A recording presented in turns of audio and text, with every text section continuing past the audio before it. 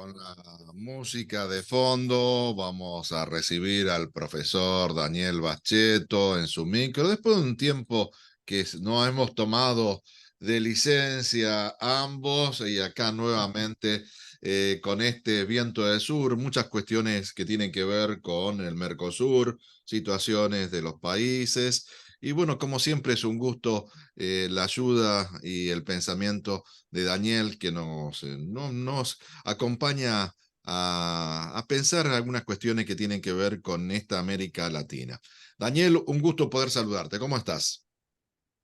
Muy bien, Aldo, un gusto reencontrarnos. Espero que estés con las pilas cargadas después de este paréntesis. Así que bueno, sí, dispuesto a retomar como hicimos antes nuestro diálogo, nuestra conversación sobre los temas que nos apasionan y que creo que son relevantes para nuestro país, para nuestra sociedad. Sabes que yo estaba pensando más allá de esta cuestión coyuntural de las elecciones, esto cómo influye también en lo que será el Mercosur, cómo serán las políticas de entendimiento, la diplomacia, porque cada uno de las distintas fuerzas políticas tienen un punto de vista. Y qué peligroso que elijamos a alguien que esté en contra del Mercosur o que esté en contra de la unidad latinoamericana o que esté en contra de los intereses comunes de los países que integramos esta región, porque creo que Artigas, Bolívar, San Martín pensaron en otros ideales y no como las colonias que muchos quieren retomar como el modelo a seguir. Sí, muy, muy importante lo que señalás. Eh, lo primero que hay que decir es que los ideales no hay que tomarlos como sueños o fantasías sin ningún tipo de asidero en la realidad o sin una productividad desde el punto de vista de la vida concreta de los pueblos. Hoy por hoy, el ideal que abrazaron, como vos dijiste bien, Artigas, San Martín, Belgrano, Bolívar, es lo más importante política, económica, culturalmente, socialmente, si queremos tener algún protagonismo en el mundo actual y en el mundo que se viene, que se está gestando, que es totalmente diferente del que conocimos un tiempo atrás. Es decir, el ideal integracionista hoy en día es una necesidad imperiosa, no es un sueño de algunos digamos, militantes idealistas de la patria grande, sino que es una necesidad imperiosa.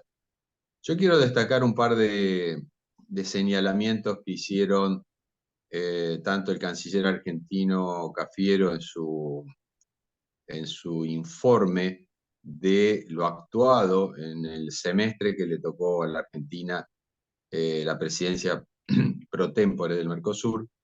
Eh, Me parece que hubo algunos señalamientos importantes para retomar. Uno de ellos es que eh, si uno de los principales temas que se discutió en la reunión en Iguazú y donde se marcaron algunas diferencias que ya vienen siendo reiteradas con, por ejemplo, el presidente uruguayo, Lacalle Pou, en particular, ¿no es cierto? Es el tema del tratado, del proyecto de tratado de acuerdo de libre comercio Mercosur-Unión Europea. Eso lo sabes muy bien, Aldo, lo hemos conversado también en tiempos pasados, ¿no es cierto? Eh, Ese acuerdo de libre comercio, que no está vigente, sino que digamos, es un proyecto, es un borrador, eh, se firmó en el 2019 durante la presidencia de Macri y se encontraba como canciller Faurier, ¿cierto? Que lo presentó con una emoción y una alegría tremenda, pero al final no llegó a tener concreción. Bueno, una de las cosas que se indicó en Iguazú es que si no se avanzó en la firma de ese acuerdo tan reclamado por el presidente uruguayo, es digamos, porque la Unión Europea lo congeló, lo frenó, por el lobby del sector agroalimentario europeo, ¿no es cierto? El sector agrícola y el sector agroalimentario europeo. A pesar, y esto lo marcó particularmente el presidente argentino, Alberto Fernández, a pesar de que los términos de ese proyecto, de ese borrador de acuerdo, eran netamente desfavorables para nosotros y muy favorables, o sea, era muy asimétrico lo establecido y favorecía mucho más a la Unión Europea eh, en varios órdenes. Entonces, por un lado, se señaló esa cuestión. Y en segundo lugar, también lo que se indicó, y me parece que es un señalamiento que ahora con la asunción de la presidencia pro tempore por parte de Brasil y su presidente Lula da Silva, esto se va a reforzar. Argentina marcó claramente que el objetivo y el futuro del Mercosur está en consolidar nuestros mercados internos, en fortalecer las redes productivas de pymes, del entramado PYME, que es muy importante en toda la región y entre las empresas de toda la región, y que la primarización, o sea, apostar todo a ser meros proveedores de materias primas sin valor agregado, sería una decisión totalmente equivocada. Yo concuerdo absolutamente con ese diagnóstico y con esa propuesta del presidente de Argentina en la reunión de Iguazú. Me parece que ahí está marcada una de las diferencias más grandes, en particular con el liderazgo político de Uruguay. ¿Sabes Por qué? eso, Sí. y te doy pie, por eso es importante quién gobierne en cada lugar, ¿no es cierto? Porque claramente la alternancia política, que es algo que está bien, a veces en nuestros países implica cambios muy drásticos respecto de estas políticas a favor o en contra de la industrialización o de la industria nacional o del mercado nacional, y eso es muy serio, ¿cierto? Sí, además tengamos en cuenta hoy, yo hacía un comentario porque los títulos diarios hablan de la preocupación de Montevideo por la falta de agua. Y bueno, Uruguay ha tenido un modelo que ha elegido el modelo de las pasteras y las pasteras consumen lo que consume una ciudad en un día y realmente eso agravado con el cambio climático, la situación y quizás también la falta de inversión o qué modelo económico y productivo tiene Uruguay, está pagando las consecuencias.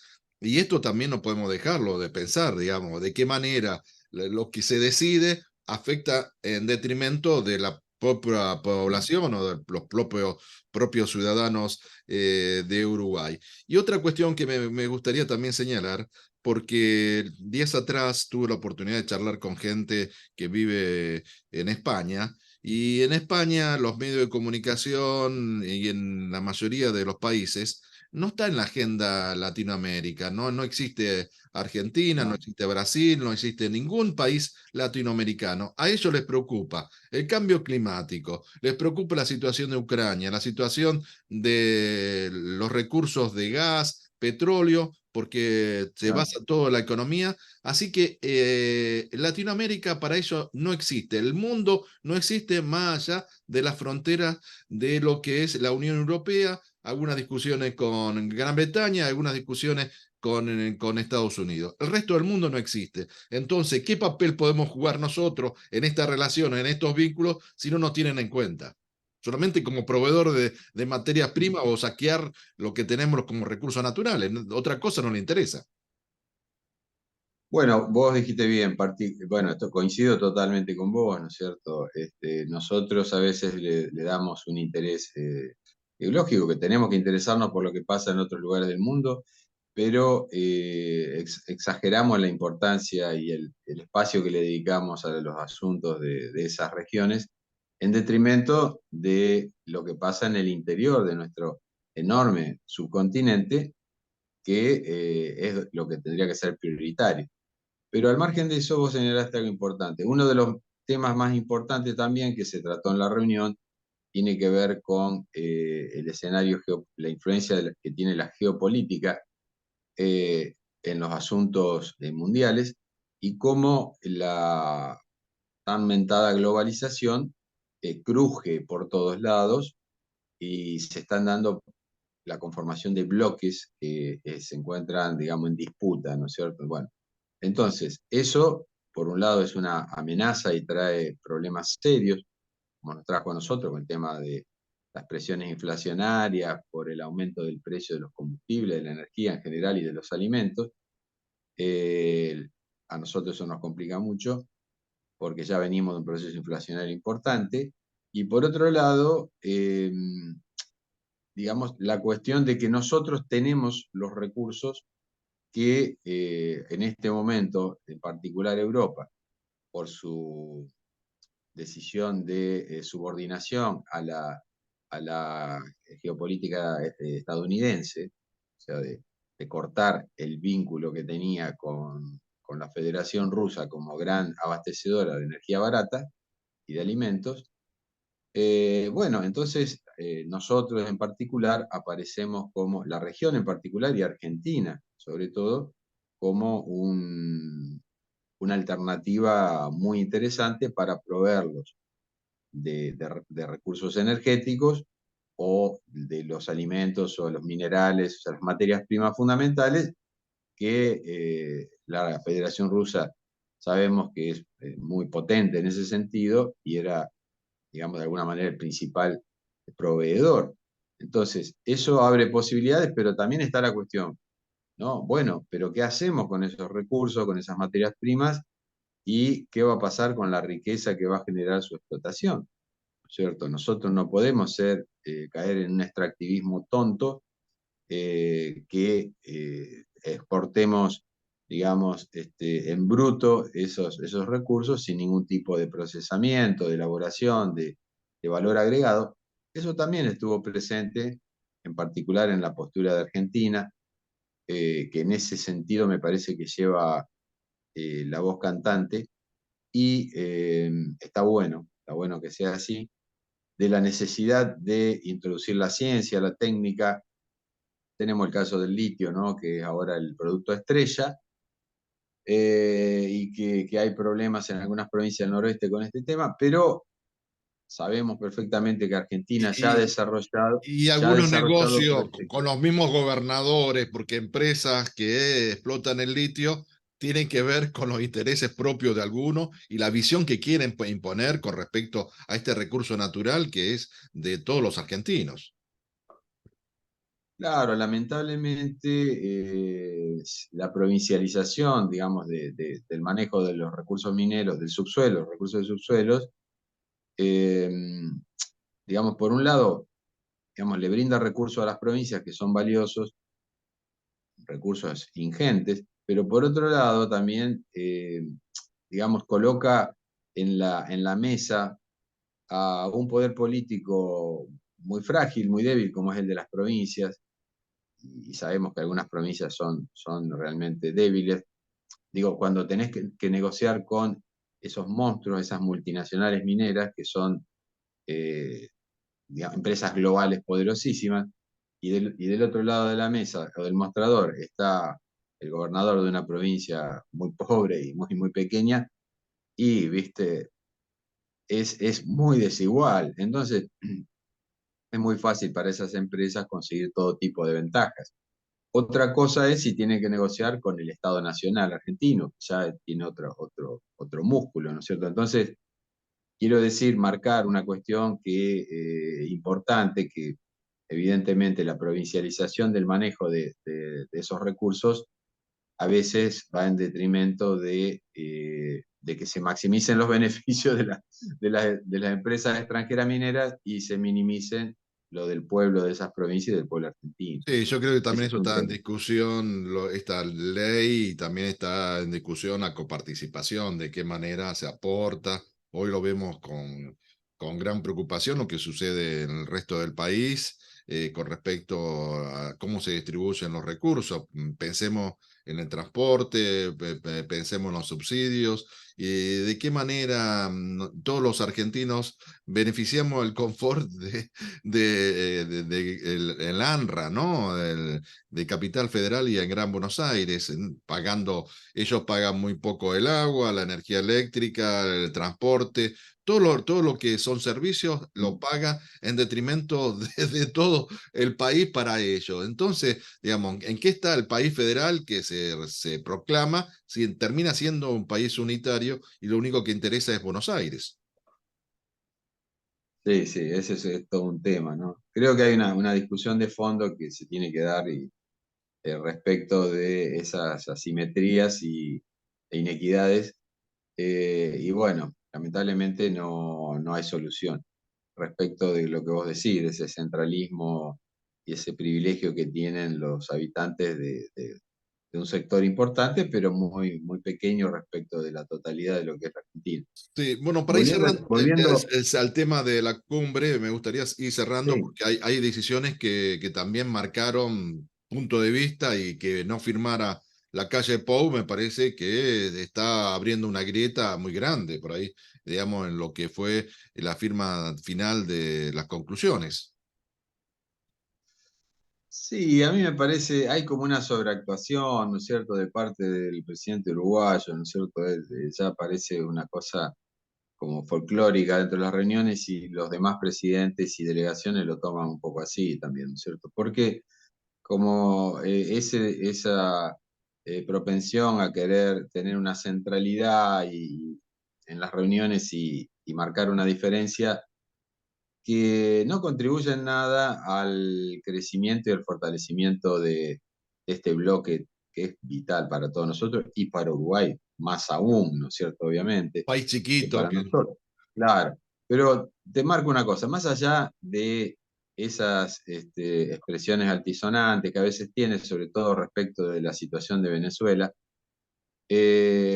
o de los tratados de libre comercio que quiere firmar Uruguay con China o con otras regiones, lo importante, ¿sabés qué es? Que el comercio total del Mercosur respecto de otras regiones y de otros países como bloque, eh, marcó un récord absoluto histórico, ¿no es cierto?, de más de 700.000 millones de dólares. O sea, en el ejercicio 2022, el comercio del bloque con el resto del mundo superó los 700.000 millones de dólares. Eso te marca un dinamismo y un crecimiento, un fortalecimiento que está más allá por ahí de las actitudes de algún personaje que son aves de paso, digamos, ¿no? Es decir, ya sabemos que la política, por ahí ganás, por ahí te toca perder. Eh, entonces, el bloque ha recuperado dinamismo. La asunción de la presidencia por Lula da Silva le va a dar un fuerte impulso porque sabemos que Brasil es digamos, el grandote del barrio y además Lula está teniendo un protagonismo y un liderazgo internacional muy importante en el seno del BRICS, donde Argentina, ahora en la reunión que va a haber en agosto, posiblemente pueda dar un paso más para integrarse a ese bloque tan importante, que ya ha superado al otro bloque competitivo que es el G7, de las viejas potencias, ¿no? Noratlánticas. Entonces, el escenario es complejo, pero esperanzador. El liderazgo de Lula en el Mercosur, tomando la posta, me hace avisorar, digamos, un tiempo de consolidación de una línea realmente que va en convergencia con los intereses de Argentina y con el planteo argentino. Y eso me parece muy importante. Que Brasil y Argentina estén de acuerdo es lo más importante, es lo que va a marcar la agenda del Mercosur y el destino del Mercosur. Le guste o no le guste al presidente de Uruguay, lamentablemente es así. a quien le O, pese. o afortunadamente es así, porque no coincido con los análisis y las propuestas de la calle Pop. Pero bueno, eso ya lo veremos. Bueno, Daniel, hay un tema que me gustaría charlarlo en la próxima, porque vos hablaste de la cantidad de dinero de 700.000 Sí, miles de millones dólares, de dólares. Sí, millones de dólares, sí, y dólares, una moneda común o el yuan, porque estábamos hablando también de qué manera comerciar, digamos, y quitarle quizá Claro. el peso al dólar. Pero eso también tiene que ver un debate, porque en el Mercosur también se está debatiendo algunas cuestiones que tienen que ver con esto, pero me parece que eso será tema para la próxima. ¿Te parece bien? Sí, sí, sí, el tema de la moneda común. Y, bueno, justamente Lula es uno de los impulsores, así que esto también va a avanzar. Sí, sí, lo retomamos, no sé, cuando vos digas si querés la A la, semana que viene. a la próxima semana. Daniel, como siempre, muchas gracias por tu tiempo. Bienvenido nuevamente al barco. Yo te estoy recibiendo de rojo y negro, pero bueno, no sé cómo viene la cosa, pero hay que seguir, aunque se pierda, hay que seguir con los principios y hay que perseverar, ¿eh? La única manera, la única batalla que se gana es la perseverancia, a partir de la perseverancia. Un abrazo grande. Chao, hasta luego, un saludo. Gracias.